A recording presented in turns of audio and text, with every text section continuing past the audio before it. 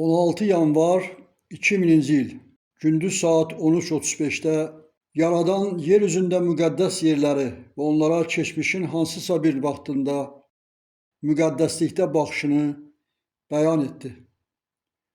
Nuh olub, o bir peyğəmbər olub. Yer məkanı paçlanıbdır, su ilə, sularla paçlanıbdır. Yer üzünə paçlıq, müqəddəslik gəlib. Yaradan baxışında müqəddəs ərazilər bəyan olunub. Böyük Yaradan Nuh əleyhissalam dövründə yer üzünün paçlanmasını necə göstərdisə, ona uyğun deyirəm.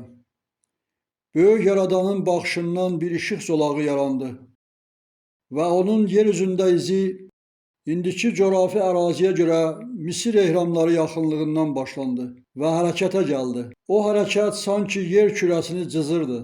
Müqəddəs əraziləri cızıb bəyan edirdi. Dəqiq yol, marşrut şəkildə göstərildiyi kimi bu idi.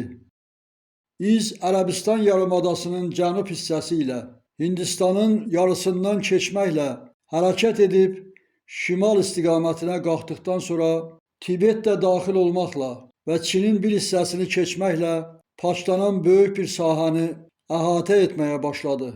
Sonra bu iz indiki Əfqanistanın və İranın şimalını əhatə etməklə Orta Asiyanı, Xəzəri və Qafqazı kəsdikdən sonra Kiçik Asiyanın bir hissəsini də keçdi və Suriya ərazilərində Aralıq dənizinə tərəf dayandı.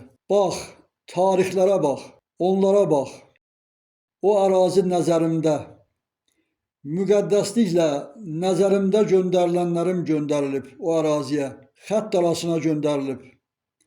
Nuh, İbrahim, İsmail, Musa, Zərdüşt, İsa, Muhammed, Budda, Krişna təfəkkürlü ilahi bir elm. O xətt açıq qalıb, qapanmayıb, açıq qalıb. Aralıq da açıq qalıb. Elmin dünyaya yayılması, açılması açıq qalıb. O əraziyə, o ərazidən göndərilənlər göndərmişəm. Çox sayda göndərilənlər göndərmişəm. Bir göndəriş də göndərəcəyəm. Yenə şərqə göndərəcəyəm. Şücaətli olanı, o gələcək, şərqə gələcək. O yarımkürəyə də, Amerika qitəsinə göndərilən göndərmişəm. Deyimlər göndərmişəm. Deyimləri icra ediblər, kainatları çağırıblar. Məni çağırıblar. Onlar aralarına inamları kainatlardan göndərmişəm.